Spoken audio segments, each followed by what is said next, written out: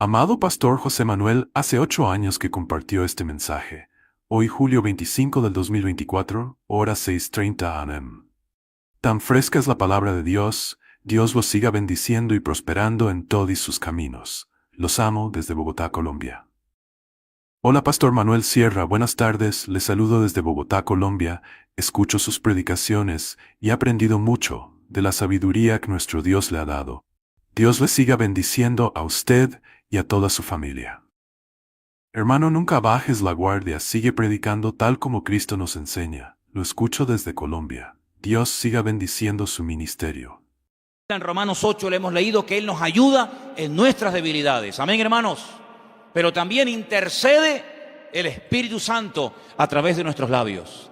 Y por eso tenemos que ser sensibles, porque una de las cosas que la iglesia, que en nuestras vidas no pueden perder, es la sensibilidad espiritual. La vida endurece al hombre, ¿sabes? La vida endurece. Hay gente que dice, yo no era así, ¿sabes? Yo no era así, pero la vida me ha hecho duro, la vida me ha hecho desconfiado. A veces abrí mi corazón, me confié en fulano, en mengano y ¡pum! Allí me llevé el palo. Entonces ahora siempre estoy con reservas. Ahora ya no me fío de nadie, como dijo aquel, el que se quemó con leche, ve pasar la vaca y sale corriendo, ¿no? Pues a veces pasa eso, ¿no? Que la vida moldea ese carácter que tú tenías y te hace como tú no eras, pero que no te haga la vida perder la sensibilidad, porque el creyente siempre tiene que estar sensible a la voz del Espíritu. ¿Cuántos dicen amén? De hecho hay un versículo y ustedes lo conocen muy bien, es un versículo que se repite 7 veces el mismo versículo. Eso no pasa con ningún versículo en la Biblia, no hay ningún versículo que se repita 7 veces igual y en el mismo libro, pero hay uno que sí. Y tú sabes cuál es. Y que dice, ¿cuál? El que tiene oído para oír, que oiga lo que el Espíritu dice a la iglesia. Y lo dice 7 veces en los primeros capítulos del libro de Apocalipsis. En el mismo libro, la misma palabra. A la iglesia de Esmirna, la de Pérgamo, la de Tiatira, la de Éfeso, a la de Laodicea. A todas lo mismo. El que tiene oídos para oír, que oiga lo que el Espíritu dice a la iglesia. Y a veces el Señor quiere advertirnos de un peligro inminente que todavía no ha acontecido, todavía no sale en las noticias, pero el Señor sabe todas las cosas y a veces nos puede advertir, decir, no vayas por ese camino. ¿Pero por qué? Si siempre lo he hecho, hoy no vayas por ahí. Eres sensible al Señor, resulta que haces un rodeo, vas por otro camino que nunca vas, y al día siguiente te enteras que en ese camino asaltaron a una persona, lo mataron, lo balearon, lo apuñalaron, lo dejaron tirado en el camino, y quién sabe si tú hubieras pasado, si te hubiera pasado a ti lo mismo, o hubieras sido tú el muerto en vez de aquella persona. Hermanos, tenemos que tener sensibilidad a las cosas del Señor, no ser tan ingenuos, sino prestar atención. Porque una de las cosas que el Señor hace continuamente es hablar y hablar y hablar a la iglesia. Pero a veces estamos tan ocupados en tantas cosas que nos olvidamos de que el Señor tiene cada día, escuchen bien esto, cada día el Señor tiene cosas, instrucciones específicas que compartir con nuestra vida. Pero a veces hay tanto trabajo, o a veces no hay nada de trabajo, y a veces estoy tan ocupado, y a veces no estoy nada ocupado. En fin, las razones que sean, nos olvidamos de que nuestra prioridad en la vida es levantarnos por la mañana y decirle, Señor, hay algo que yo hoy tengo que oír, algo que tú me quieras comentar, enseñar, advertir o compartir. Aquí me tienes, Señor. Y el Señor, si tú desarrollas esta actitud y esta sensibilidad, el Señor va hablar cada día a tu vida. ¿Cuántos dicen amén? Vamos a ir a Primera de Corintios, capítulo 14. Primera de Corintios, el capítulo 14. La semana pasada estuvimos hablando un poco acerca de los dones del Espíritu Santo, y dijimos que había 2 lugares diferentes en el Nuevo Testamento donde se habla de los dones del Espíritu Santo. ¿Alguien recuerda qué capítulos eran? No, Gálatas 5 era el fruto. Romanos 12, ¿sí? Efesios 4 eran los ministerios. Entonces, los 12 empiezan por 12. Romanos y Primera de Corintios. Más fácil imposible. Los dones, Romanos 12. Primera de Corintios 12. El fruto, Gálatas 5. Los ministerios, Efesios 4. Fácil, ¿no? ¿O no? Si no te puedes aprender 4 cosas, muy mal estás, ¿eh? A ver, los dones, ¿dónde están? Romanos 12, Primera de Corintios 12. El fruto, Gálatas 5. Y los ministerios, Efesios 4. Ya está, aprobado, ya se pueden ir a casa. Vamos ahí a Primera de Corintios capítulo 14. Tenemos ahí también a nuestros hermanos escuchando, ¿no? ¿Sí? Qué bueno. Tenemos a los hermanos de Israel escuchándonos y viéndonos. Sixto también, nuestro hermano Sixto y Ofelia desde Suiza nos están viendo y escuchando en este momento también. Gloria a Dios, qué bendición. Primera de Corintios capítulo 14 es el capítulo que habla acerca fundamentalmente de dos dones. Saben que había unos cuantos dones en Romanos, unos cuantos dones en Corintios, pero este capítulo habla fundamentalmente de 2. Se ve que eran los dones que más problemas estaban trayendo a la iglesia. Y generalmente son dones que si no se saben administrar bien, traen problemas. Porque curiosamente, a lo largo de la historia, en estos 2000 años que tiene la iglesia, no se ha hecho un sobreénfasis sobre el don de palabra de sabiduría. No hay una denominación que se conoce o que destaca por encima de otras denominaciones o movimientos porque le dan un énfasis tremenda a la palabra de sabiduría. Ninguna denominación, ninguna. No hay ninguna denominación o ninguna iglesia que haga un énfasis excesivo y exagerado sobre el don de palabra de ciencia.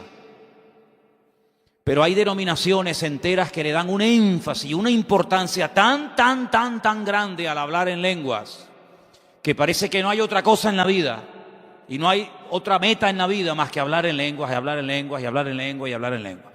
Y parece ser que la iglesia de Corintios tenía este problema. Se reunían y venga a hablar en lenguas y venga a hablar en lengua. Y cuando Pablo oye todo esto, dice: hermano, miren, un momentito, vamos a poner orden. Yo les voy a decir cómo se tiene que utilizar este don y cómo no se tiene que utilizar. Vamos a leer para ver qué nos dice la palabra. Primera de Corintios capítulo 14, verso 1. Seguid el amor y procurad los dones espirituales, pero sobre todo que profeticéis. Porque el que habla en lenguas no habla a los hombres, sino a Dios, pues nadie le entiende, aunque por el Espíritu habla misterios. Así que cuando una persona se pone a hablar en lengua, no le está hablando a nadie, sino le dice que está hablándole a Dios. Eso es lo que dice la Biblia. Versículo 3. Pero el que profetiza, que ya lo hacen en el idioma que la gente le entiende, pues habla a los hombres para edificación, para exhortación y para consolación. Pero el que habla en lengua extraña a sí mismo se edifica. Pero el que profetiza edifica a la iglesia. ¿Sí? Verso 5. Así que quisiera que todos vosotros hablarais en lenguas, pero más que profetizaseis, porque mayor es el que profetiza que el que habla en lenguas. Así que el apóstol Pablo no está prohibiendo. El apóstol Pablo dice: eso nada, olvídense de eso, es una locura. Como en algunas denominaciones se ha dicho, que eso son cosas del diablo, que eso son inventos, que eso no existe, que eso es mentira, que eso son palabras que la gente se inventa. El apóstol Pablo no habla en estos términos. Pablo es muy respetuoso, como nosotros tenemos que ser muy respetuosos con este tema, como con cualquier otro, pero ahora estamos hablando de este. No podemos hablar despectivamente ni de este tema ni de ninguno de la Biblia, cuidado, estamos hablando de cosas sagradas. Puede ser que a lo mejor tú no tengas toda la información, no entiendas todo, pero eso no es excusa para que hables despectivamente o menosprecies un don o algo que el Señor haga. Cuidado. El apóstol Pablo dice: yo quiero que todos hablen en lengua, pero sinceramente, si me piden mi opinión, preferiría más que profetizaran a que hablaran en lenguas, ¿no? Seguimos leyendo. Versículo 6. Ahora pues, hermanos, si yo voy a vosotros hablando en lenguas, ¿qué os aprovecha? Y si no hablare con revelación o con ciencia o con profecía o con doctrina. Ciertamente las cosas inanimadas que producen sonidos como la flauta o la cítara, si no dieren distinción de voces, ¿cómo se sabrá lo que se toca con la flauta o con la cítara? Si la trompeta diere sonido incierto, ¿quién se preparará para la batalla? Así también vosotros, si por la lengua no diereis palabra bien comprensible, ¿cómo se entenderá lo que decís? Porque hablaréis al aire. Tantas clases de idiomas hay seguramente en el mundo y ninguno de ellos carece de significado, pero si yo ignoro el valor de las palabras, seré como extranjero para el que habla, y el que habla será como extranjero para mí. Así también vosotros, pues, que anheláis dones espirituales. Qué bonito, esto quiero pararme aquí a decirlo. Esta gente, ¿saben por qué tenían tantos dones en esta iglesia? Porque querían tenerlos. Anhelaban los dones. ¿Saben por qué hay iglesias que no tienen dones? Porque no quieren tenerlos. ¿Saben por qué hay creyentes que dicen, yo no, este tema no tengo ni idea? Porque tampoco le has puesto mucha importancia. Porque en la vida lo que le prestamos atención y a lo que le dedicamos tiempo es a lo que realmente queremos. Si una persona quiere aprender a tocar un instrumento, echará horas y horas y horas. Y tú dices, oye, pero lleva 5 horas ahí tocando esa guitarra. No importa, el tiempo pasa volando. Pero cuando algo no le interesa a una persona, ni lo pide. Pero sin embargo, estos hermanos de Corinto, con todos sus problemas que los tenían y con todas sus carencias que las tenían y muchas, eran hermanos que tenían algo muy positivo y muy bueno que hablaba a su favor, que anhelaban, querían que el Señor derramara los dones del Espíritu Santo en sus congregaciones, en sus cultos. Y yo espero y anhelo que todos y cada uno de nosotros tengamos el mismo deseo. Yo quiero ser usado en los dones del Espíritu Santo. Y cuando el Señor vea que hay un interés, un genuino, un anhelo ferviente y sincero, el Señor te va a sorprender, no te quepa la menor duda. Sigo leyendo. Así que dice aquí, ¿dónde estaba? Sí, versículo 12. Procurad abundar en ellos para edificación de la iglesia. Por lo cual el que habla en lengua extraña, pida en oración. Ahí viene una clave muy importante. Pida en oración poder interpretarla. Porque si yo oro en lengua desconocida, mi espíritu ora, pero mi entendimiento queda sin fruto. Que pues oraré con el espíritu, pero oraré también con el entendimiento. Cantaré con el espíritu, pero cantaré también con el entendimiento. Pero si bendices solo con el espíritu, el que ocupa lugar de simple oyente, ¿cómo dirá el amén a tu acción de gracias? Pues no sabe lo que has dicho. Porque tú a la verdad vienes, das gracias, pero el otro no es edificado. Doy gracias a Dios que hablo en lenguas más que todos vosotros. Así que tenemos la seguridad de que el apóstol Pablo era un hombre que hablaba en lenguas. Él lo dice. Dice, pero en la iglesia prefiero hablar 5 palabras con mi entendimiento para enseñar también a otros que 10.000 palabras en lengua desconocida. Me parece un argumento excelente, una explicación extraordinaria. Hermanos, no seáis niños en el modo de pensar, sino sed niños en la malicia, pero maduros en el modo de pensar.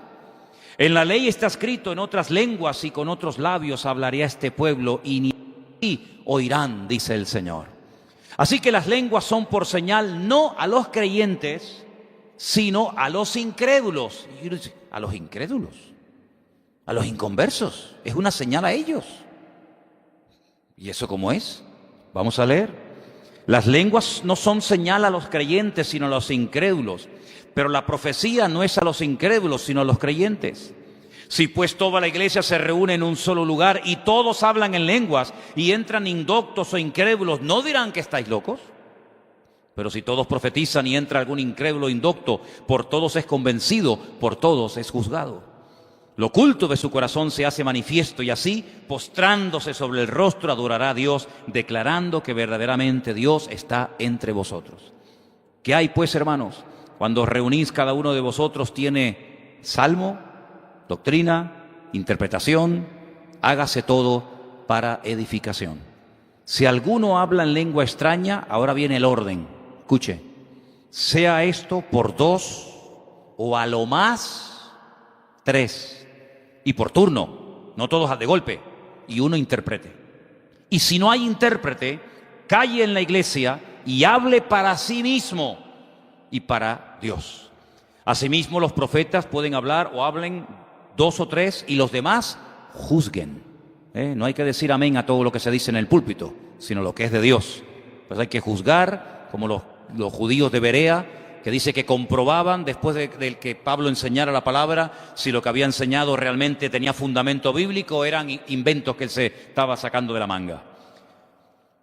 Si algo le fuere revelado a uno que estuviere sentado, calle el primero. Verso 31. Porque podéis profetizar todos uno por uno, para que todos aprendan y para que todos sean exhortados. Los espíritus de los profetas están sujetos a los profetas. En ningún momento una persona que está siendo utilizada por Dios pierde el control, en absoluto. Si pierde el control ya no es de Dios. Los espíritus de los profetas, el que es utilizado en cualquier don, está sujeto al don, a la persona. El don no supera a la persona, sino todo lo contrario. Pues Dios no es Dios de confusión, eso hay que dejarlo bien claro. Dios no es Dios de confusión, sino de paz, como en todas las iglesias de los santos. Vuestras mujeres callen en las congregaciones porque no les es permitido hablar. Después explicaré esto porque algunos dirán, pues si no pueden hablar tampoco pueden orar. Porque para orar hay que abrir la boca, ¿no? Habrá que explicar esto. ¿No les parece, hermanas? ¿O no creen que es importante? Hay que explicarlo, ¿sí o no? Ahora se lo explico, no se preocupen. Vuestras mujeres callen en las congregaciones porque no les es permitido hablar, sino que estén sujetas como también la ley lo dice. Si quieren aprender algo, pregunten en casa a sus maridos, porque es indecoroso que una mujer hable en la congregación. ¿Acaso ha salido de vosotros la palabra de Dios o solo a vosotros ha llegado?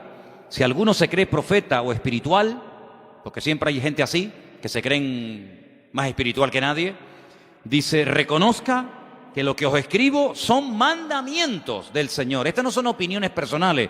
Podría decir, bueno, 3 nada más. Pero bueno, 3 porque tú lo digas. No, yo no lo he dicho. Son mandamientos del Señor. Una cosa es cuando una persona da una opinión y otra cosa es cuando el apóstol Pablo dice, no estoy dando una opinión personal. Estoy diciendo lo que Dios quiere que diga y enseña a la iglesia. Entonces, amigo, ahí todo el mundo a callar.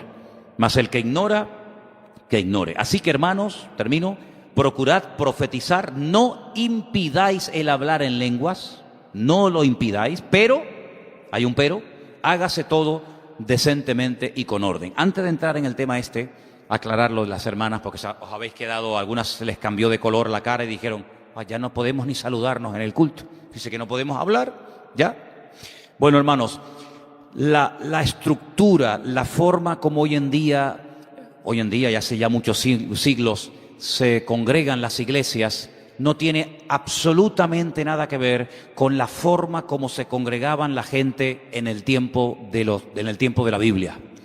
Desen cuenta de que la mayoría de las personas que en un principio se convertían eran judíos, no eran cristianos porque el cristianismo no existía, eran de origen judío. Y los judíos, como todas las culturas y todos los pueblos, tenían sus propias costumbres, tenían sus, sus canciones y tenían sus comidas y tenían su folclore y tenían muchas cosas que eran particularmente de ellos. Las sinagogas, que eran los lugares de culto, prohibían hasta el día de hoy, los que habéis ido conmigo a Israel lo sabéis, que las mujeres y los niños menores de 12 años estuvieran juntos en el culto.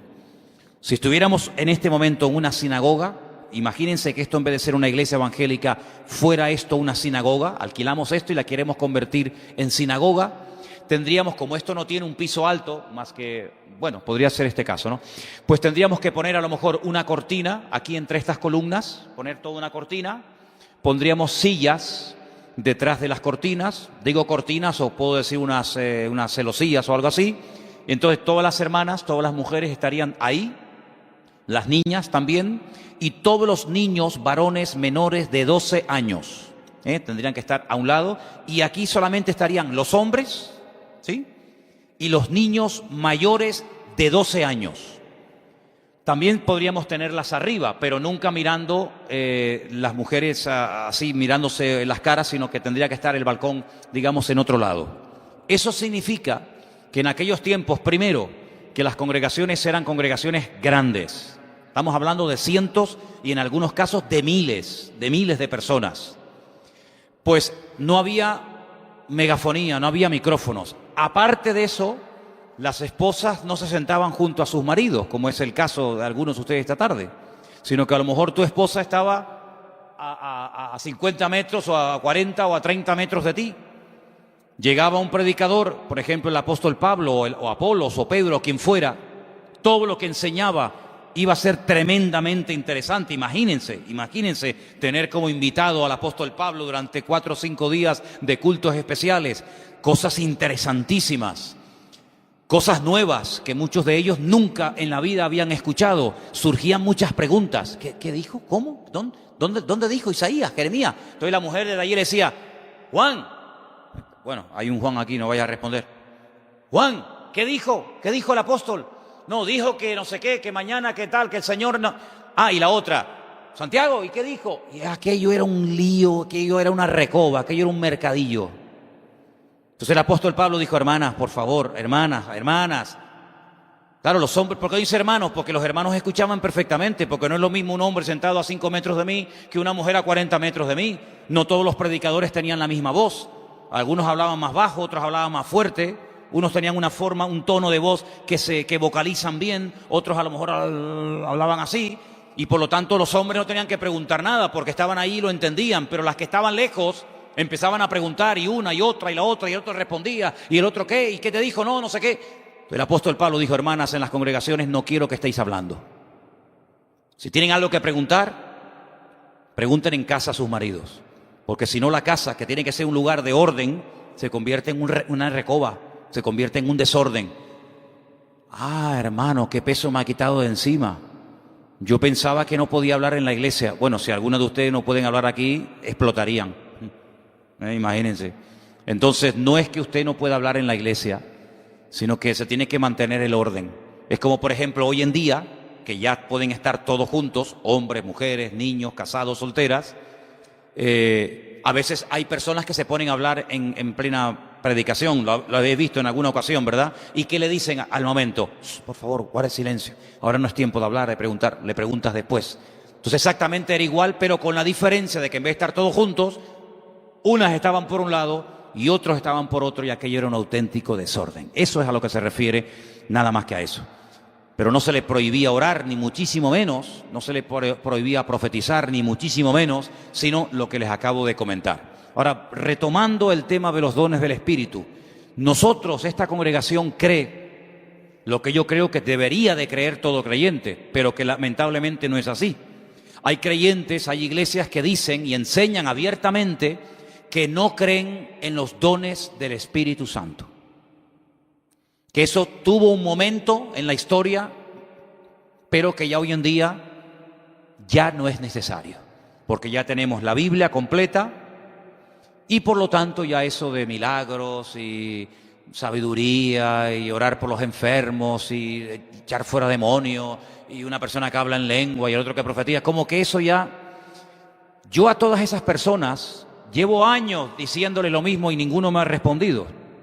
El día que me demuestren que bíblicamente eso forma parte del pasado y que no existe o que no se debe creer en eso en el tiempo presente, yo también dejaré de creer en ello. Pero en ningún momento la palabra de Dios nos dice que las cosas han cambiado. Los que han cambiado son los cristianos. Los cristianos del siglo XXI no nos parecemos en nada a los cristianos del siglo I.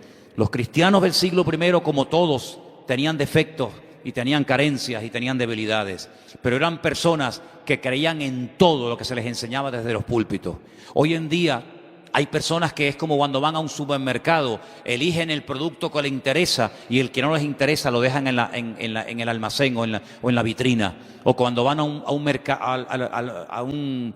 al McDonald's o cuando van a cualquier otro lugar, escogen lo que les conviene y lo que no les conviene. Pero yo siempre digo, hermano, mire, si el Señor nos dio esta Biblia con sus 66 libros, con sus miles y miles de promesas, si eso no fuera importante, ¿para qué nos dejó una Biblia que muchas cosas que leemos, como dicen algunos, no son para hoy? Entonces, ¿para qué las quiero? Empezamos a arrancar páginas de la Biblia. Algunos dicen, yo no creo en eso de echar fuera demonios. Venga, vamos a sacar todo lo que dice la Biblia de echar fuera demonios. Los demonios que echó Cristo, los demonios que echó Pablo, los demonios, todo. Venga, arrancamos. ¿Qué más? ¿Qué no te gusta? A mí no me gusta, por ejemplo, eso de hablar en lengua. Venga, vamos a arrancar Hechos capítulo 2, cuando hablaron en lenguas en Samaria, cuando hablaron en lenguas por aquí, el capítulo que acabamos de leer. Venga, ¿qué más? A ver, ¿qué no te gusta? A mí no me gusta eso de palabra de sabiduría o los dones. Entonces, hermanos, se dan cuenta, comenzaríamos a arrancar y arrancar y arrancar páginas de la Biblia y haríamos una Biblia muy personal.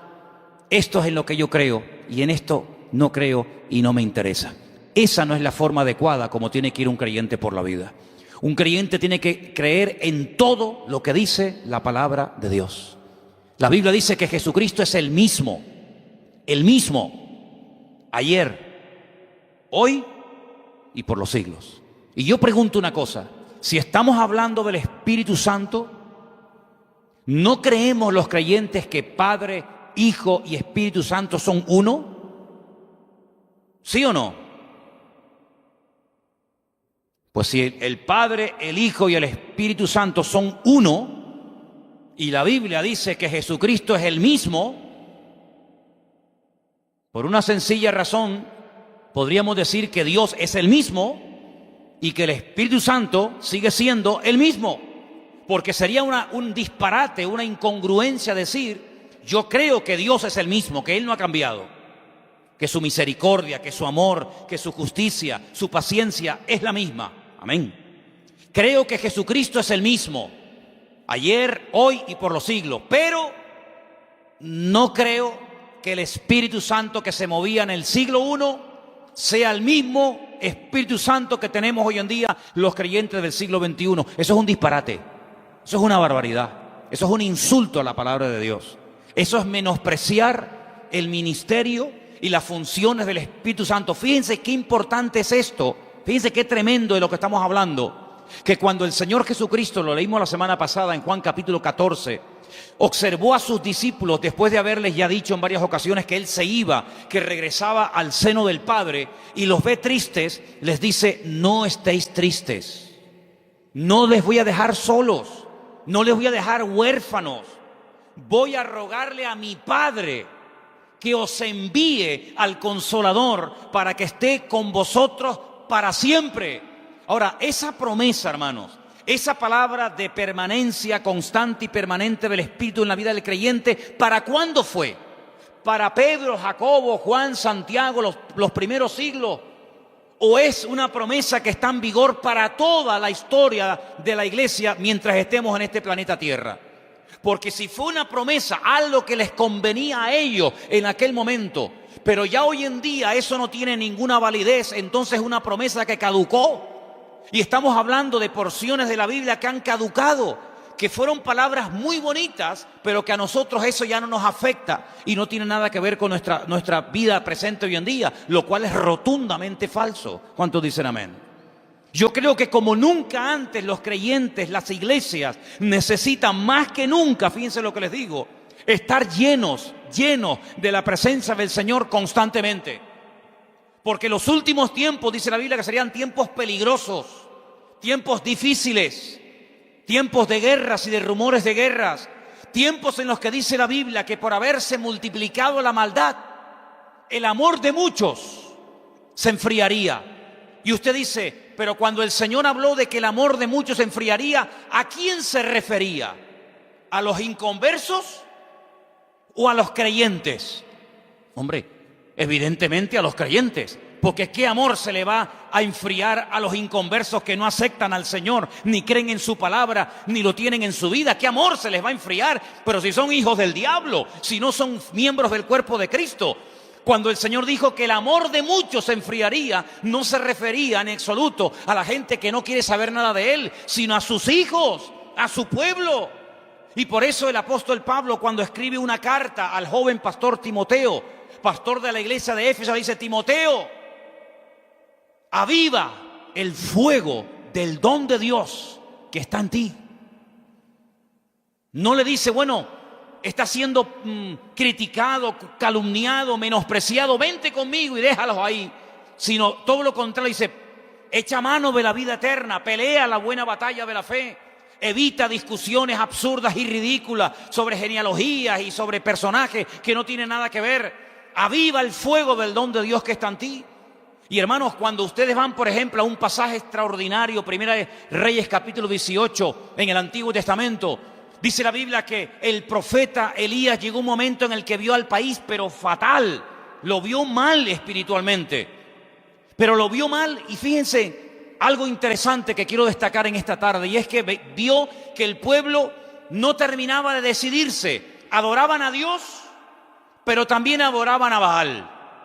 No es que dejaron y abandonaron a Dios 100% como en otras ocasiones hicieron, sino que esta situación era diferente y era muy peligrosa, porque ellos mezclaron y dijeron, bueno, un poquito a Dios, un poquito a Baal, un poquito al templo y un poquito a los ídolos. Y entonces como que decían, bueno, todo es lo mismo. Da igual adorar a María, a San Pancracio, a Candelaria, a Jesucristo, a Buda, a Mahoma, a Confucio. No, ¿cómo que da igual? ¿Qué estamos diciendo? Entonces el profeta Elías dice, esto no puede seguir así. Por eso hay sequía, por eso el país no levanta cabeza, por eso no hay forma de que haya bendición en el país. Aquí tenemos que tomar hoy una decisión. Y se los lleva al Monte Carmelo. Y en el Monte Carmelo dice, vamos a hacer algo. Bueno, si ustedes creen que esta divinidad, que este culto, que este Dios es el verdadero, demuéstrenlo. Vamos a dejarnos ya de palabras. Demuestren que su culto, que su Dios es el verdadero, y así yo quedaré en evidencia de que soy un falso profeta. Pero si por casualidad no podéis demostrar que vuestro Dios es el Dios poderoso, y yo demuestro que el Señor al que adoro y honro es el Dios poderoso, los que quedáis en evidencia seréis vosotros. La prueba era tremenda. La Biblia dice que tuvieron que construir un altar de piedras, poner un buey troceado encima, y la prueba era el Dios que responda por fuego. Ese será el verdadero Dios. Me llama mucho la atención que los profetas de Baal nos dijeron, no, hombre, no te pases. No. Oye, ponnos algo más fácil tú. No sé, poner una piedra blanca y una negra en una bolsa y decir, bueno, el Dios verdadero, venga, la blanca, y el Dios falso, la negra. Una cosa más sencillita. Pero vamos a ver, subirnos a un monte, cortar un buey en pedazos, ponerlo encima de un altar de piedra y orar para que caiga fuego del cielo, eso no va a pasar nunca.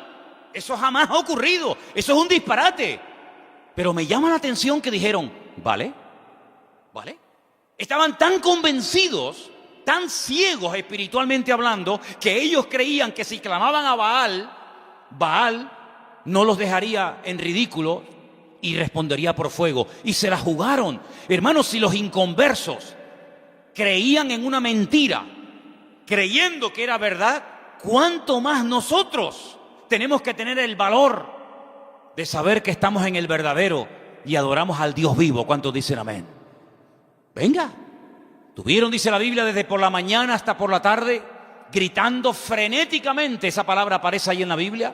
Se hacían cortes con cuchillos, sangraba, aquello era un desastre. Elías se mataba de la risa y decía, griten más fuerte. A lo mejor es que vuestro Dios está durmiendo, se ha ido de camino. Al final se rindieron. Y ahí empezó el cambio. Cuando una persona se rinde y dice, pues lo que yo he adorado toda mi vida, resulta que no es verdad. Y he llegado a la conclusión no porque me han comido la cabeza, sino porque yo mismo he comprobado que esto no funciona. Esto es una tradición. Esto es algo que hizo mi padre, mi madre, mi abuelo. A mí me hace gracia. Muchas veces he ido a Bolivia, he ido a Paraguay, he ido a Argentina, he ido a Chile, he ido a tantos lugares de Latinoamérica y a veces allá, digamos, el recuerdo que queda de los españoles es terrorífico. En Bolivia no nos apedrearon en la ciudad de La Paz de milagro y bueno, porque el recuerdo y yo digo, es increíble. Y aquellos que llegaron con la espada y os cortaban la cabeza y os obligaban a adorar a un Dios falso y verdadero, aceptasteis vuestros dioses. Se fueron, se les llevaron todo lo que tenían, pero sin embargo dejaron vuestros dioses. Y esa es la peor atadura y la peor maldición que dejó España en Latinoamérica, fue la religión y la idolatría que dejó. Si eran tan malos aquellos, eran malos en todo. No, eran malos en aquello, pero nos quedamos con sus dioses, nos quedamos con sus religiones. Se quedaron con lo peor. Tremendo, ¿no? Esta gente creía lo mismo. Creían que su Dios era el verdadero. Pero llegó el momento en el que Elías le dijo, se acabó. Ahora me toca a mí. Y dice la Biblia que lo primero que hace el Señor es restaurar el altar. Estaba una piedra por allí, otra piedra por allá, y tuvo que restaurar el altar que era, hermano. Hoy en día no hace falta levantar altares, pero en aquellos tiempos sí. El altar era el lugar donde el hombre se encontraba con Dios. Era el lugar de la ofrenda. Era el lugar donde el hombre se reconciliaba con el Creador. Y eso estaba restaurado. Hacía años que no se usaba el altar. Y Él tiene que restaurar la relación. Y pregúntate, ¿tu relación con Dios está restaurada? ¿Tu relación con Dios está bien o está hecha a pedazos? Porque si no tienes relación con Dios, por más que ores, no vas a recibir nada. Por más que grites y ayunes y patalees, si el altar está roto, si no hay relación, si no hay comunión, no hay bendición. Elías tardó más tiempo en restaurar el altar que en orar. De hecho, en orar no tardó nada. Tardó tiempo en colocar las piedras, en colocar la leña, en cortar el buey. Y después hizo algo tremendo. Dijo, y para que veáis que esto no es un truco de magia, háganme un cortafuego alrededor. Los profetas de Baal no hicieron un cortafuego. Sin embargo, Elías mandó a hacerlo porque él estaba completamente convencido que si no tomaba medidas preventivas, todo el país se prendía fuego, porque hacía muchos años que no llovía. Estaba en una sequía terrible. Después dice, cojan cubos de agua y echen agua y empápenme la leña y empápenme todo el altar y echen agua hasta que corra como si fuera un río por encima del sacrificio, y ahora voy a invocar al Señor. Y cuando invocó el nombre del Señor, la Biblia dice que el fuego del cielo cayó. Y allí se quedó claramente establecido que el culto a Baal era un timo, era un engaño, que la reina Jezabel, esposa del rey Acab, era una perversa que había utilizado las arcas del Estado para financiar la idolatría. Y allí el profeta Baal dice que degolló a 400 profetas falsos de Baal. ¿Qué te parece? Allí cayó el fuego de Dios, porque nuestro Dios, dice la Biblia, que es fuego. Es un fuego, el fuego de Dios quema. ¿Y qué es lo que quema? La basura que hay en nosotros. La basura, la madera, la hojarasca, la basura que hemos acumulado durante años, Dios la quiere quemar. Y entonces el Espíritu Santo, dice la Biblia, que tiene símbolos. Así como el otro día Anderson, cuando nos compartía, nos hablaba de que la palabra de Dios es como pan, y la palabra de Dios es como un martillo, y la palabra de Dios es como un espejo. Bueno, en la Biblia el símbolo más conocido del Espíritu Santo es el fuego. Porque el fuego, hermanos, quema todo lo que es basura. Cuando ha habido epidemias a lo largo de la historia, lo que se hacía era prender fuego a las camas, a las sábanas, a casas enteras, porque el fuego mata todas las bacterias y mata toda la basura, purifica, ¿verdad? Y dice la Biblia que lo que recibieron en el día de Pentecostés fue lengua repartida como de fuego. Así que yo quiero que ustedes le pidan al Señor, Señor, yo quiero tener una buena comunión y relación contigo, pero yo quiero, Señor, ser un instrumento para que los dones de tu Espíritu Santo se manifiesten en mi vida. A veces criticamos a los corintios, decimos que eran carnales, que eran niños en Cristo, que no habían crecido, que no habían madurado, y es verdad. Pero oye, también es verdad, y hay que decirlo, que eran gente que anhelaba ser usada en los dones del Espíritu. Ahora yo quiero dejar claro una serie de cosas y voy terminando. El don más importante de todos, y el otro día contamos, creo que eran en Romanos 7, ¿no? Y después habíamos contado 9 en 1 Corintios 12, ¿verdad? El más importante de todos, ¿cuál es? Yo les voy a decir el don más importante de todos. El don más importante de todos es el que hace falta. Usted tiene una caja de herramientas y tiene ahí un montón de herramientas. ¿Cuál es la más importante? ¿El martillo? ¿El destornillador? ¿La llave inglesa? ¿Cuál es la más importante? La que me hace falta. Porque si yo tengo que utilizar una llave 14 y usted me da un martillo, no me sirve de nada. En este momento el martillo no es útil. Es más, no me sirve de nada. Pero si tengo que clavar algo, no me pase una llave 14, no me dé una llave inglesa, porque no me sirve. O un destornillador. Con los dones del Espíritu Santo pasa exactamente lo mismo. El don más importante es el que en el momento hace falta que se manifieste. Pero sobre todas las cosas, yo dije algo también el jueves pasado, y es que sobre todo lo que hagamos para el Señor tiene que haber algo que es lo que le da equilibrio y balance.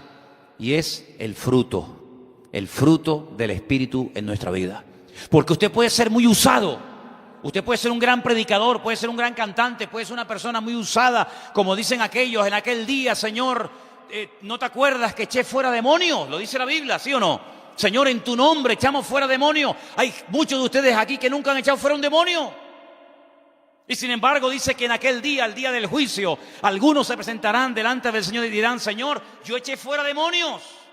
Y el Señor les dirá: apartaos de mí, hacedores de maldad. ¿Pero qué pasa? Que eso no sirve para nada. Cuidado. Lo importante no es lo que hacemos para el Señor. Lo importante es con qué actitud lo hacemos. Y lo importante es qué es lo que el Señor está haciendo en nuestra vida. Porque he conocido a mucha gente, miles de personas, que quieren hacer y hacer y hacer y hacer y hacer cosas. Y le dan más importancia al hacer esto y hacer esto. Y ahora quiero hacer esto. Y ahora quiero ir para allá. Y ahora quiero predicar por allá. Mira, no corras tanto, hijo. No corras, ¿sabes? Todavía tu vida es un desorden total, total.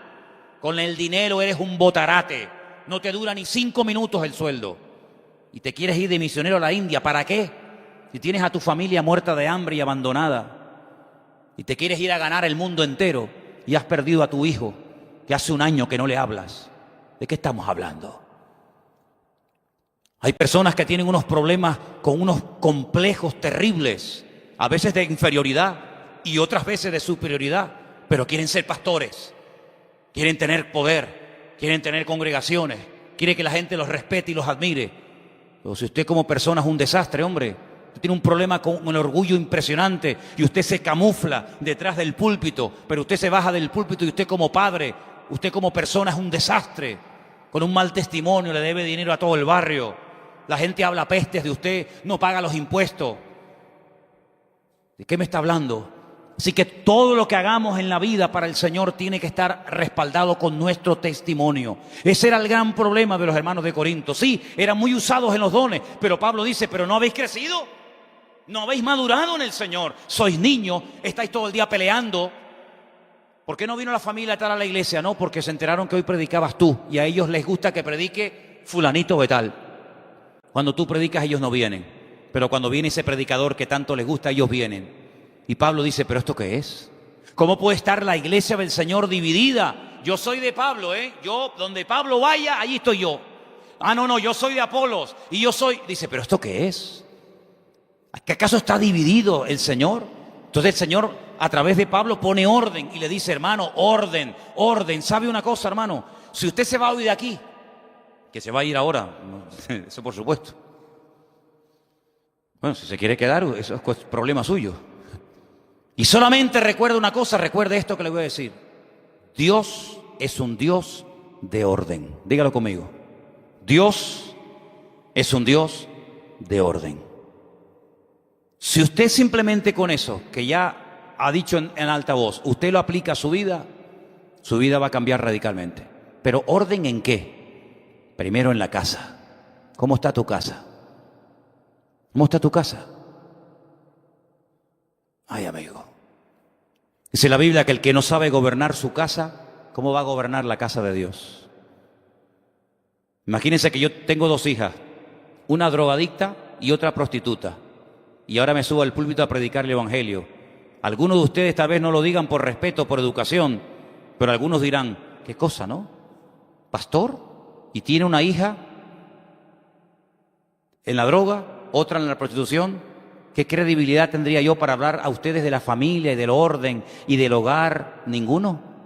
O que mi mujer fuera una alcohólica. ¿Se imaginan? ¿Dónde está Elena? Está en el bar de al lado, está. No, el pastor está predicando, pero ella se manda 17 whisky y 14 coñac todos los días. ¿Y qué tengo yo que decirle a usted? Con toda autoridad usted podría pararse ahí y decirme: oiga, ponga usted primeramente en orden su vida antes de subirse a un púlpito y decirnos a nosotros lo que tenemos que hacer, ¿sí o no? El ejemplo empieza por la casa. Entonces, empecemos poniendo en orden la casa, hermanos. Empecemos poniendo lo natural en orden. ¿Por qué digo lo natural? Porque ustedes saben que yo he dicho 1.000.000 de veces que lo natural es un reflejo de lo espiritual. ¿Cómo está tu habitación, joven? Ay, mi madre. Calcetines, calzoncillo, 32 camisas encima de allí, los zapatos que no los encuentra. Pero el Señor es mi pastor y nada me faltará y quiero ser usado por el Señor. Y tu habitación es una leonera. Hace un año que perdiste un par de zapatos y no lo encuentras. Claro, están ahí todos acumulados. Entonces pongan orden en su casa. Hermana, limpie su casa. Cuando su marido vaya a casa, que su marido encuentre la casa limpia, no la loza hasta el techo, las camisas sin planchar hace 6 semanas, todo sucio, todo tirado. Tengan sus hogares en orden, hermano. Que cuando vaya alguien a su casa, un inconverso, quien sea, puedan decir, oye, esta gente vive en orden. Alguien dijo una vez, no es una frase mía, yo la copio nada más. No sé si será así o no, pero yo la lanzo. Usted que es tan listo, cómase el pescado y deje las espinas. Dice, muéstrame tu habitación y me mostrarás cómo está tu vida. No sé si será verdad, sí. Muéstrame cómo está tu habitación y te dirá cómo está la vida. Entonces, hermanos, Dios es un Dios de orden. En lo económico, usted tiene que ser una persona ordenada en lo económico. Usted no le puede durar el sueldo, la paga, una semana. Ahí se va al bar y ahí se gasta en media hora lo que trabajó un mes. Eso se llama desorden. Usted tiene que tener todo bien ordenadito. Esto es para el Señor, esto es para esto es para aquello, ¿verdad? Tengan orden su vida, hermano. Tengan orden su apariencia física. Tenga en orden su casa. Tengan orden su economía. Tengan orden su familia. Y entonces Dios va a comenzar a bendecirle. Algunos piensan que venir aquí es como un efecto mágico. Entro por esa puerta, escucho 3 sermones y ya mañana... No, mi hermano, no sé. Así que dice la Biblia en Romanos 8, le hemos leído que Él nos ayuda en nuestras debilidades. Amén, hermanos. Pero también intercede el Espíritu Santo a través de nuestros labios. Y por eso tenemos que ser sensibles, porque una de las cosas que la iglesia, que en nuestras vidas no pueden perder, es la sensibilidad espiritual. La vida endurece al hombre, ¿sabes? La vida endurece. Hay gente que dice, yo no era así, ¿sabes? Yo no era así, pero la vida me ha hecho duro, la vida me ha hecho desconfiado. A veces abrí mi corazón, me confié en fulano, en mengano y ¡pum! Allí me llevé el palo. Entonces ahora siempre estoy con reservas. Ahora ya no me fío de nadie, como dijo aquel, el que se quemó con leche, ve pasar la vaca y sale corriendo, ¿no? Pues a veces pasa eso, ¿no? Que la vida moldea ese carácter que tú tenías y te hace como tú no eras, pero que no te haga la vida perder la sensibilidad.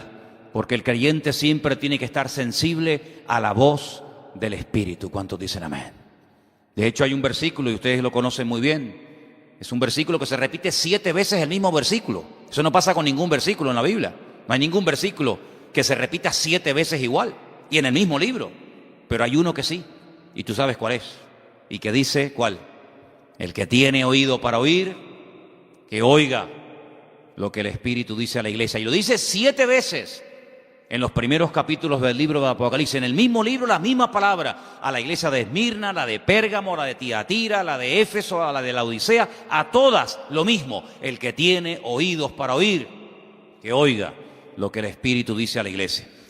Y a veces el Señor quiere advertirnos de un peligro inminente, que todavía no ha acontecido, todavía no sale en las noticias, pero el Señor sabe todas las cosas y a veces nos puede advertir, decir, no vayas por ese camino. ¿Pero por qué? Si siempre lo he hecho, hoy no vayas por ahí. Eres sensible al Señor, resulta que haces un rodeo, vas por otro camino que nunca vas y al día siguiente te enteras que en ese camino asaltaron a una persona, lo mataron, lo balearon, lo apuñalaron, lo dejaron tirado en el camino y quién sabe si tú hubieras pasado, si te hubiera pasado a ti lo mismo o hubieras sido tú el muerto en vez de aquella persona.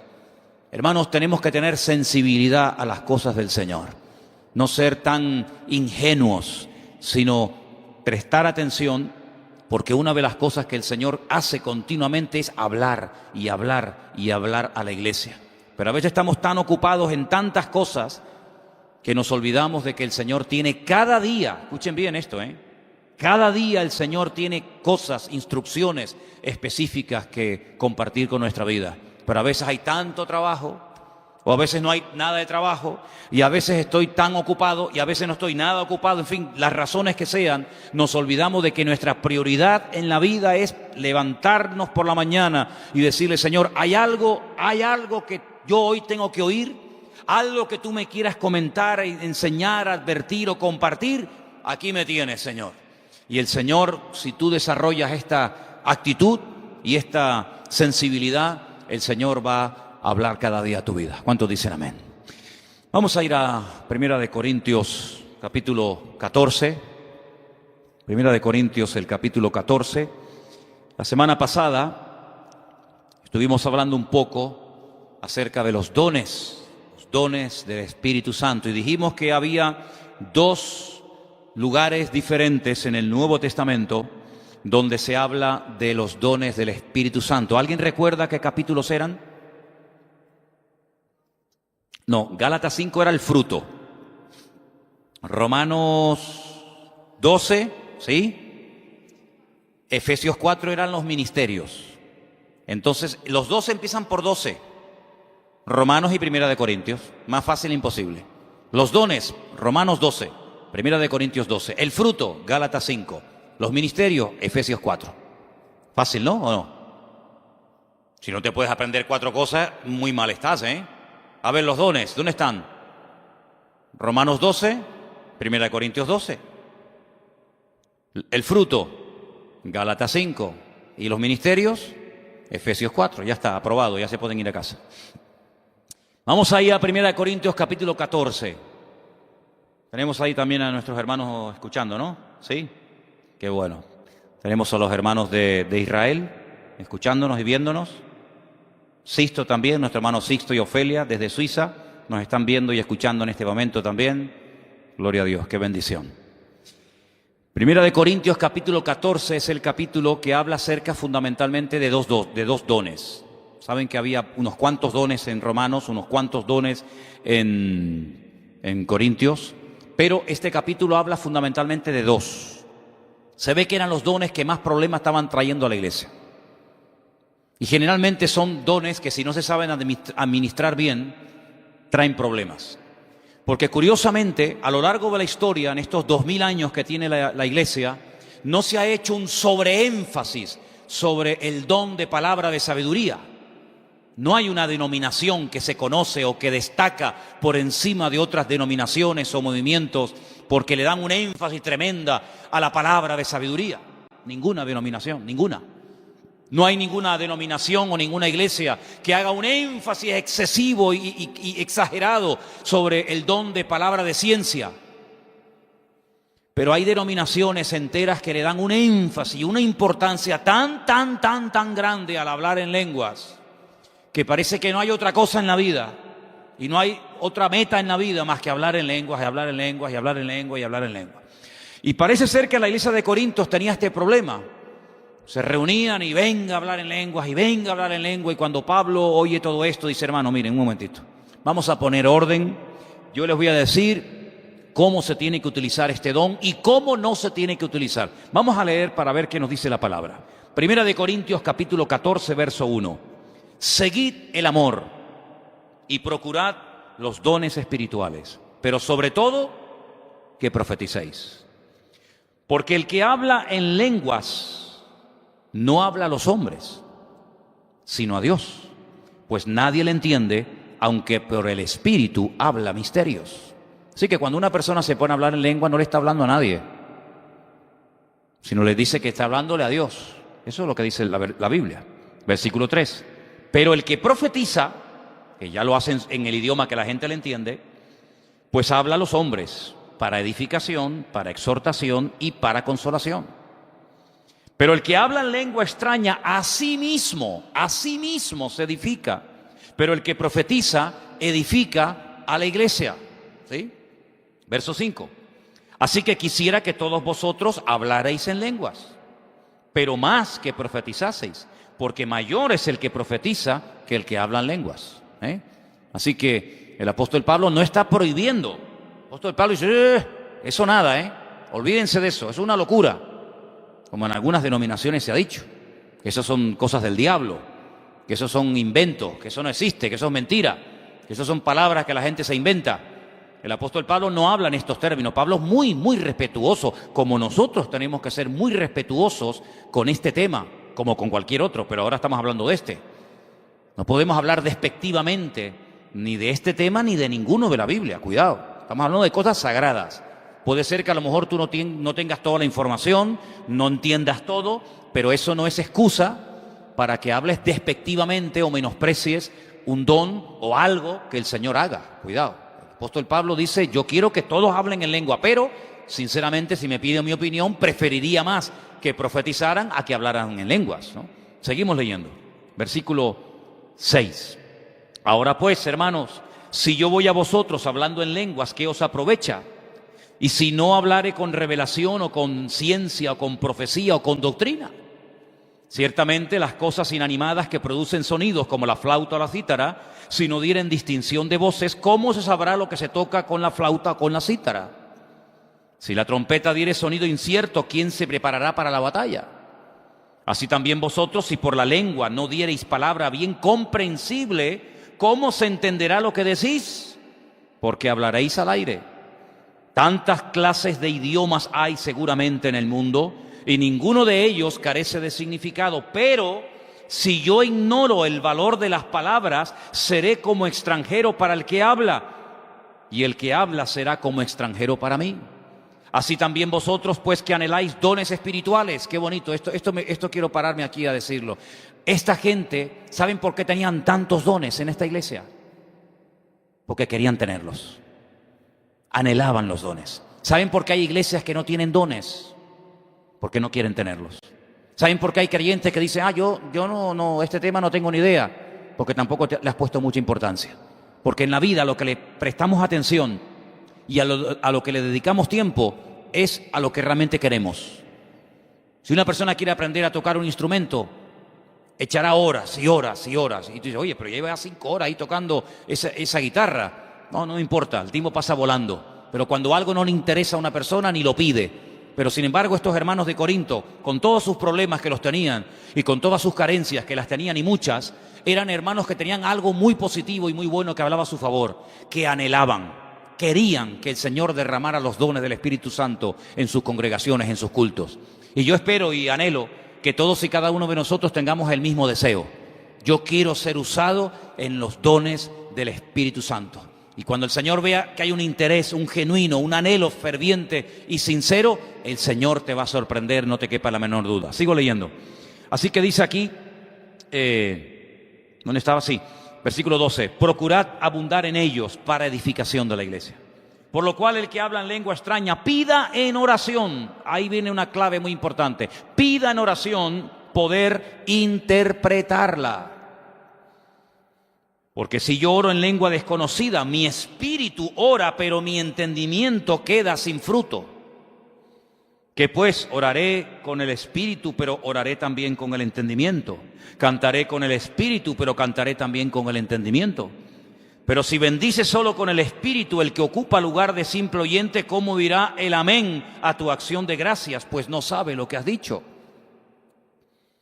Porque tú a la verdad vienes, das gracias, pero el otro no es edificado. Doy gracias a Dios que hablo en lenguas más que todos vosotros. Así que tenemos la seguridad de que el apóstol Pablo era un hombre que hablaba en lenguas. Él lo dice.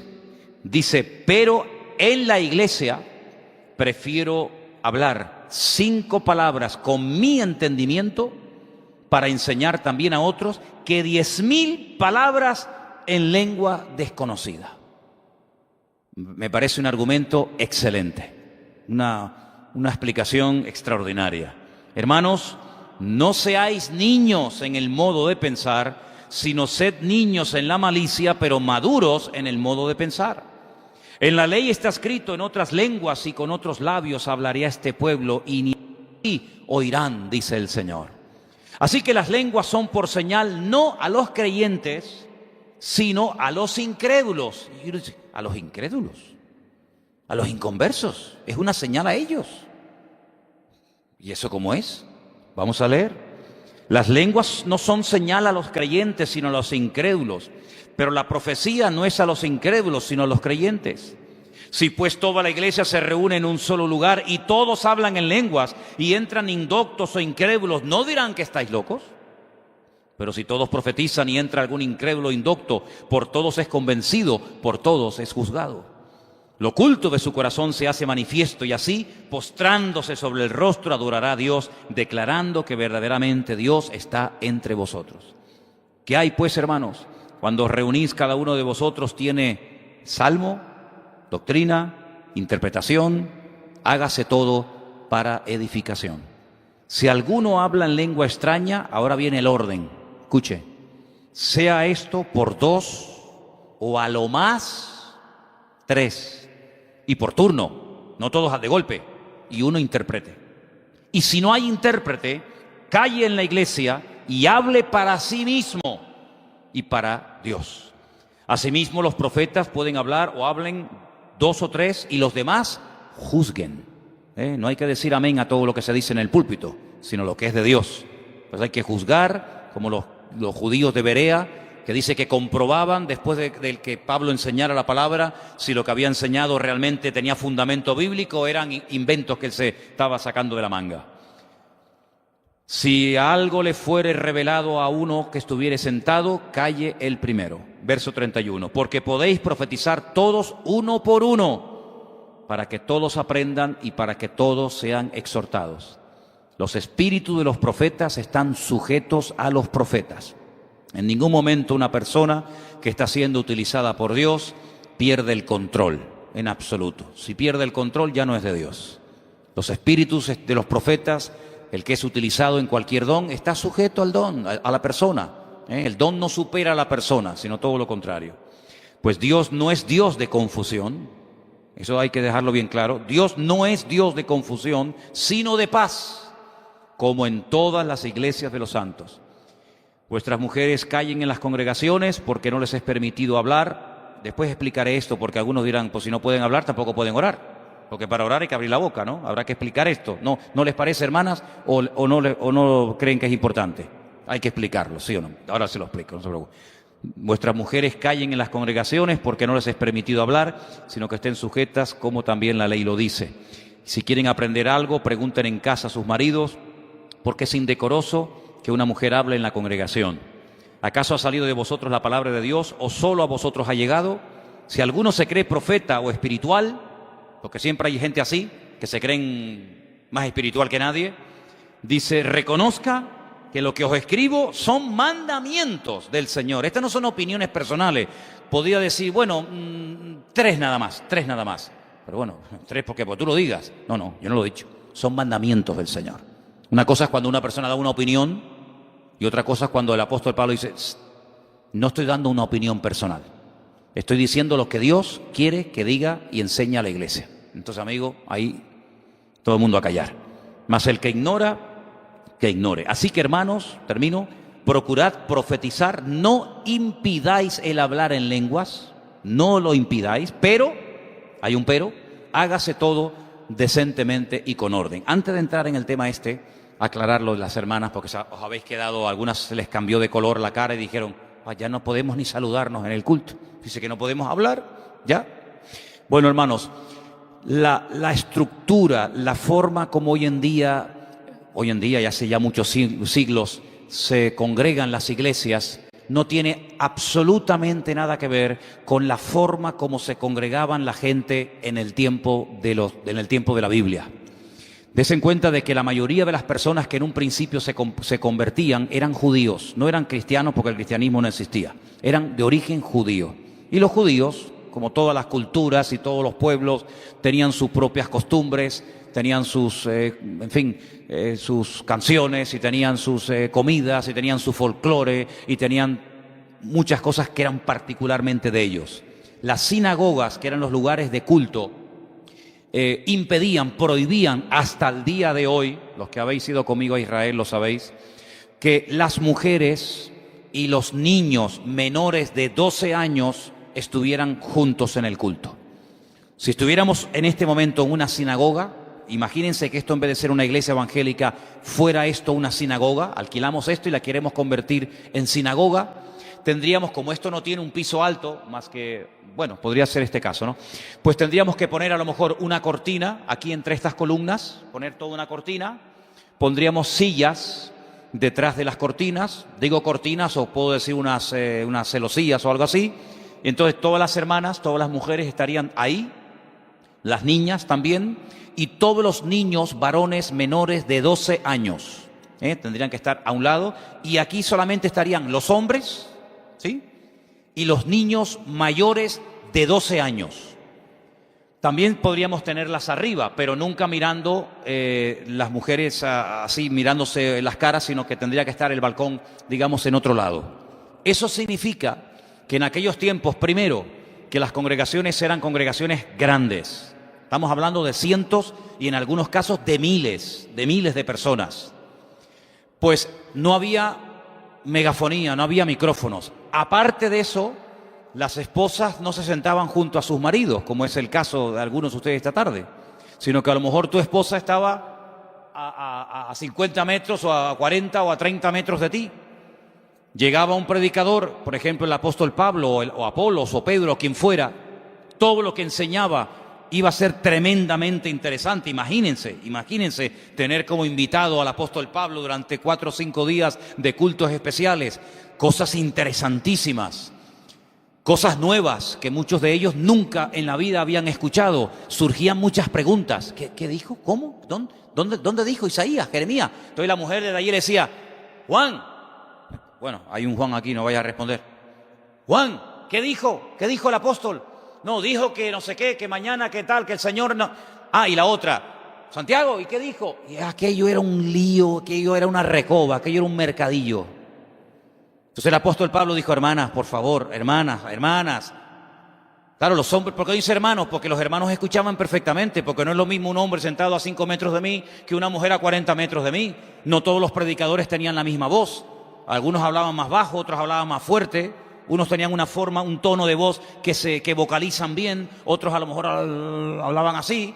Y por lo tanto los hombres no tenían que preguntar nada porque estaban ahí y lo entendían. Pero las que estaban lejos empezaban a preguntar y una y otra y la otra y el otro respondía. ¿Y el otro qué? ¿Y qué te dijo? No sé qué. El apóstol Pablo dijo, hermanas, en las congregaciones no quiero que estéis hablando. Si tienen algo que preguntar, pregunten en casa a sus maridos. Porque si no la casa, que tiene que ser un lugar de orden, se convierte en una recoba, se convierte en un desorden. Ah, hermano, qué peso me ha quitado de encima.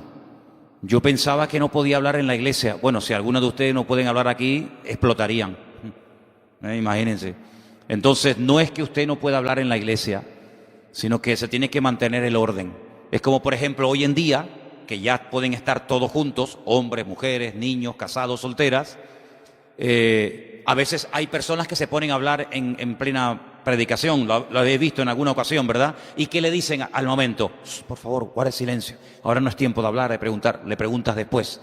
Entonces exactamente era igual, pero con la diferencia de que en vez de estar todos juntos, unas estaban por un lado y otros estaban por otro, y aquello era un auténtico desorden. Eso es a lo que se refiere, nada más que a eso.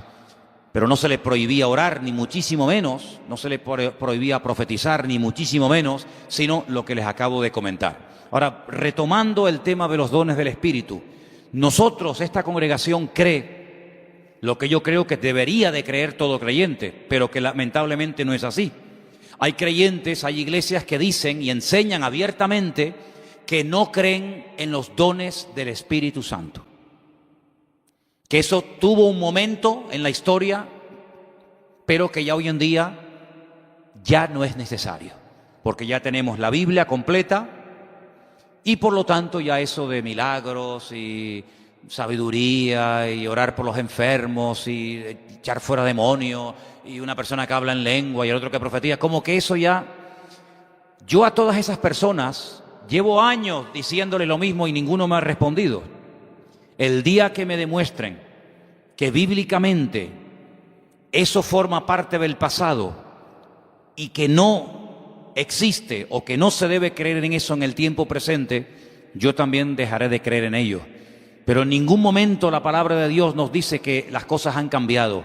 Los que han cambiado son los cristianos. Los cristianos del siglo XXI no nos parecemos en nada a los cristianos del siglo I.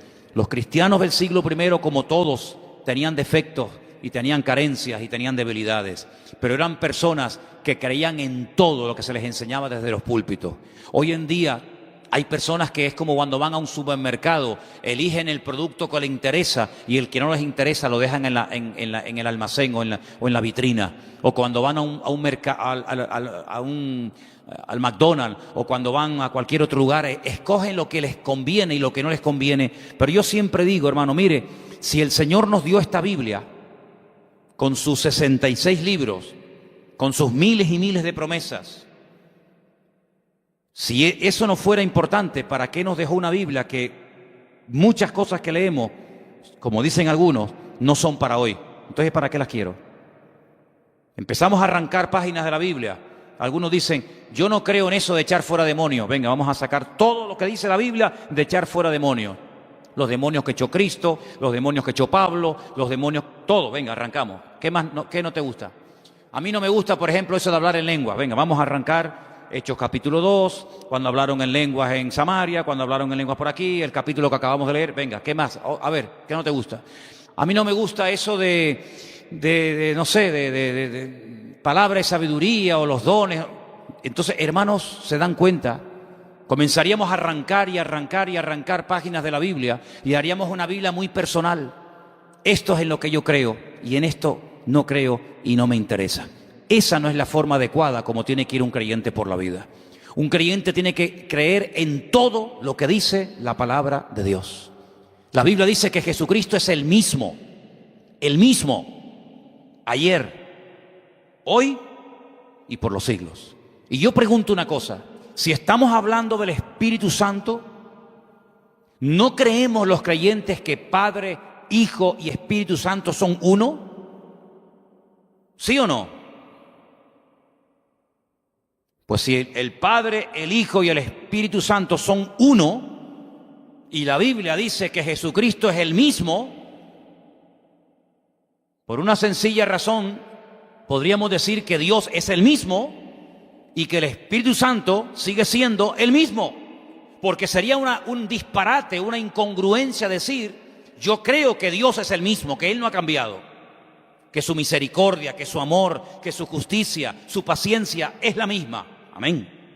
Creo que Jesucristo es el mismo, ayer, hoy y por los siglos, pero no creo que el Espíritu Santo que se movía en el siglo I sea el mismo Espíritu Santo que tenemos hoy en día los creyentes del siglo XXI. Eso es un disparate, eso es una barbaridad, eso es un insulto a la palabra de Dios.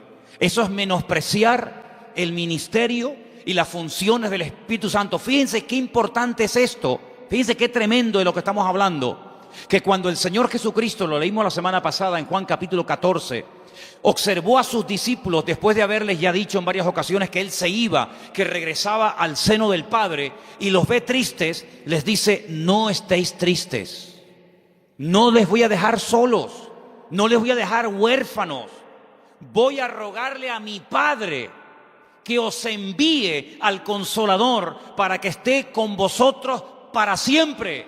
Ahora, esa promesa, hermanos, esa palabra de permanencia constante y permanente del Espíritu en la vida del creyente, ¿para cuándo fue?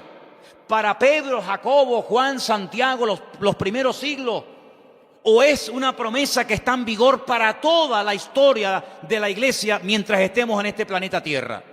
Porque si fue una promesa, algo que les convenía a ellos en aquel momento, pero ya hoy en día eso no tiene ninguna validez, entonces es una promesa que caducó. Y estamos hablando de porciones de la Biblia que han caducado, que fueron palabras muy bonitas, pero que a nosotros eso ya no nos afecta y no tiene nada que ver con nuestra vida presente hoy en día, lo cual es rotundamente falso. ¿Cuántos dicen amén? Yo creo que como nunca antes los creyentes, las iglesias, necesitan más que nunca, fíjense lo que les digo, estar llenos de la presencia del Señor constantemente. Porque los últimos tiempos, dice la Biblia, que serían tiempos peligrosos, tiempos difíciles, tiempos de guerras y de rumores de guerras, tiempos en los que dice la Biblia que por haberse multiplicado la maldad, el amor de muchos se enfriaría. Y usted dice, pero cuando el Señor habló de que el amor de muchos se enfriaría, ¿a quién se refería? ¿A los inconversos o a los creyentes? Hombre, evidentemente a los creyentes, porque ¿qué amor se le va a enfriar a los inconversos que no aceptan al Señor, ni creen en su palabra, ni lo tienen en su vida? ¿Qué amor se les va a enfriar? Pero si son hijos del diablo, si no son miembros del cuerpo de Cristo. Cuando el Señor dijo que el amor de muchos se enfriaría, no se refería en absoluto a la gente que no quiere saber nada de Él, sino a sus hijos, a su pueblo. Y por eso el apóstol Pablo, cuando escribe una carta al joven pastor Timoteo, pastor de la iglesia de Éfeso, dice, Timoteo, aviva el fuego del don de Dios que está en ti. No le dice, bueno, está siendo criticado, calumniado, menospreciado, vente conmigo y déjalos ahí. sino todo lo contrario. Dice, echa mano de la vida eterna, pelea la buena batalla de la fe, evita discusiones absurdas y ridículas sobre genealogías y sobre personajes que no tienen nada que ver. Aviva el fuego del don de Dios que está en ti. Y hermanos, cuando ustedes van, por ejemplo, a un pasaje extraordinario, Primera de Reyes capítulo 18, en el Antiguo Testamento, dice la Biblia que el profeta Elías llegó un momento en el que vio al país, pero fatal, lo vio mal espiritualmente, pero lo vio mal. Y fíjense, algo interesante que quiero destacar en esta tarde, y es que vio que el pueblo no terminaba de decidirse. Adoraban a Dios, pero también adoraban a Baal. No es que dejaron y abandonaron a Dios 100% como en otras ocasiones hicieron, sino que esta situación era diferente y era muy peligrosa, porque ellos mezclaron y dijeron, bueno, un poquito a Dios, un poquito a Baal, un poquito al templo y un poquito a los ídolos. Y entonces como que decían, bueno, todo es lo mismo, da igual adorar a María, a San Pancracio, a Candelaria, a Jesucristo, a Buda, a Mahoma, a Confucio. No, ¿cómo que da igual? ¿Qué estamos diciendo? Y entonces el profeta Elías dice, esto no puede seguir así. Por eso hay sequía, por eso el país no levanta cabeza, por eso no hay forma de que haya bendición en el país. Aquí tenemos que tomar hoy una decisión. Y se los lleva al Monte Carmelo. Y en el Monte Carmelo dice, vamos a hacer algo. Bueno, si ustedes creen que esta divinidad, que este culto, que este Dios es el verdadero, demuéstrenlo. Vamos a dejarnos ya de palabras. Demuestren que su culto, que su Dios es el verdadero, y así yo quedaré en evidencia de que soy un falso profeta. Pero si por casualidad no podéis demostrar que vuestro Dios es el Dios poderoso, y yo demuestro que el Señor al que adoro y honro es el Dios poderoso, los que quedáis en evidencia seréis vosotros. La prueba era tremenda. La Biblia dice que tuvieron que construir un altar de piedras, poner un buey troceado encima, y la prueba era el Dios que responda por fuego. Ese será el verdadero Dios. Me llama mucho la atención que los profetas de Baal nos dijeron, no, hombre, no te pases. Oye, ponnos algo más fácil tú. No sé, poner una piedra blanca y una negra en una bolsa y decir, bueno, el Dios verdadero, venga, la blanca, y el Dios falso, la negra. Una cosa más sencillita. Pero vamos a ver, subirnos a un monte, cortar un buey en pedazos, ponerlo encima de un altar de piedra y orar para que caiga fuego del cielo, eso no va a pasar nunca. Eso jamás ha ocurrido. Eso es un disparate. Pero me llama la atención que dijeron, ¿vale? Estaban tan convencidos, tan ciegos espiritualmente hablando, que ellos creían que si clamaban a Baal no los dejaría en ridículo y respondería por fuego. Y se la jugaron. Hermanos, si los inconversos creían en una mentira, creyendo que era verdad, ¿cuánto más nosotros tenemos que tener el valor de saber que estamos en el verdadero y adoramos al Dios vivo? ¿Cuántos dicen amén? Venga, tuvieron, dice la Biblia, desde por la mañana hasta por la tarde, gritando frenéticamente. Esa palabra aparece ahí en la Biblia. Se hacían cortes con cuchillos, sangraba, aquello era un desastre. Elías se mataba de la risa y decía, griten más fuerte. A lo mejor es que vuestro Dios está durmiendo, se ha ido de camino. Al final se rindieron. Y ahí empezó el cambio. Cuando una persona se rinde y dice, pues lo que yo he adorado toda mi vida, resulta que no es verdad.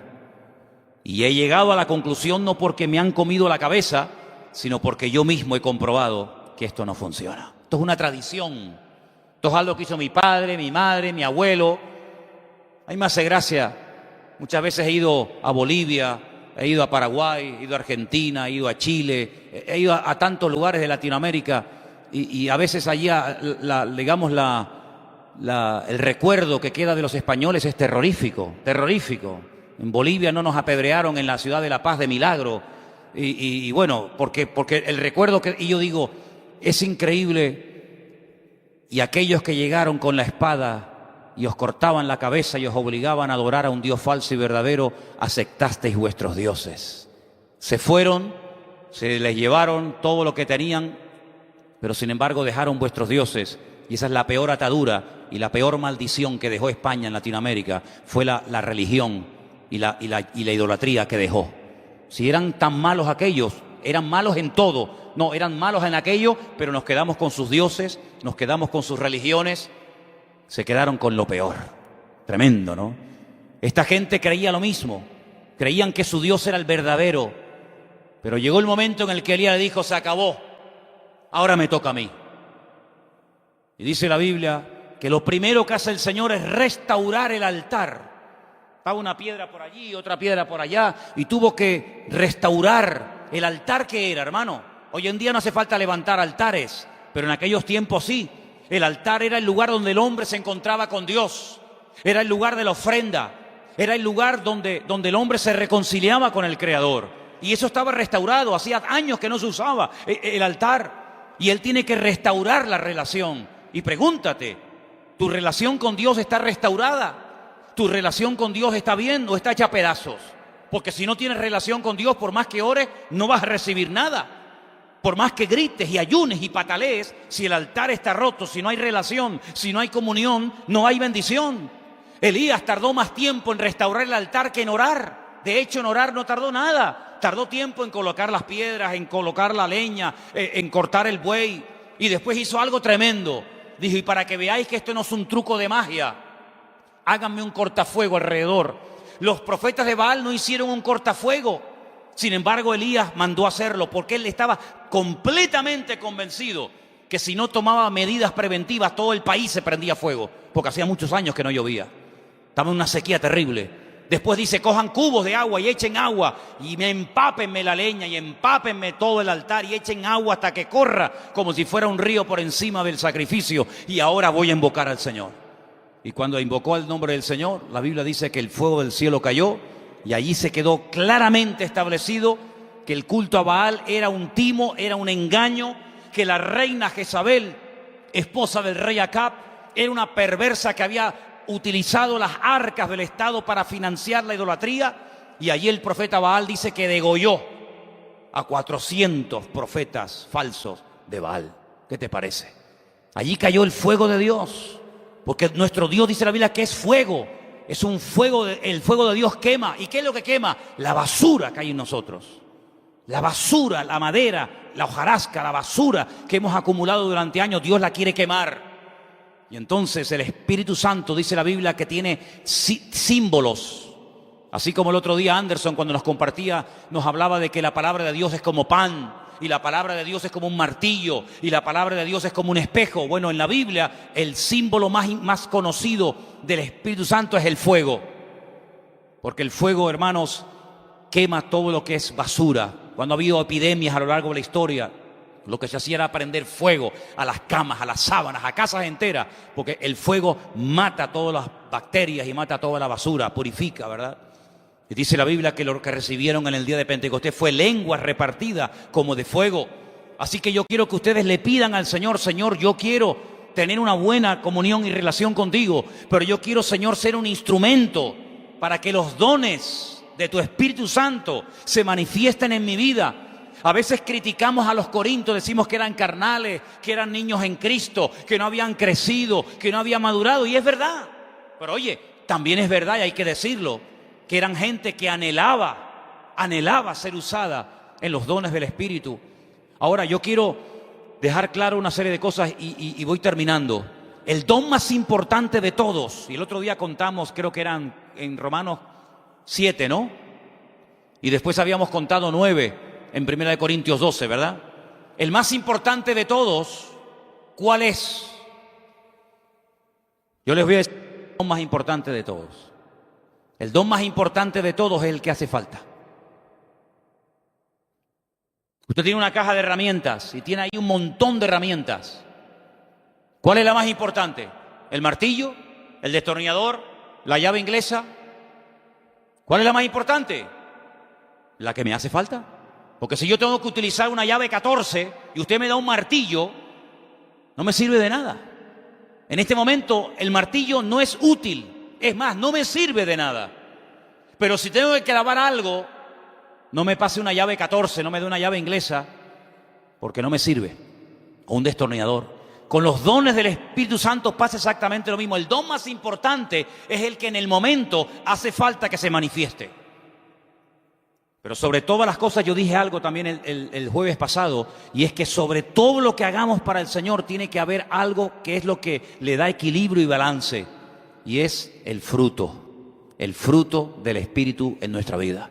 Porque usted puede ser muy usado, usted puede ser un gran predicador, puede ser un gran cantante, puede ser una persona muy usada, como dicen aquellos en aquel día: Señor, ¿no te acuerdas que eché fuera demonios? Lo dice la Biblia, ¿sí o no? Señor, en tu nombre echamos fuera demonios. Hay muchos de ustedes aquí que nunca han echado fuera un demonio.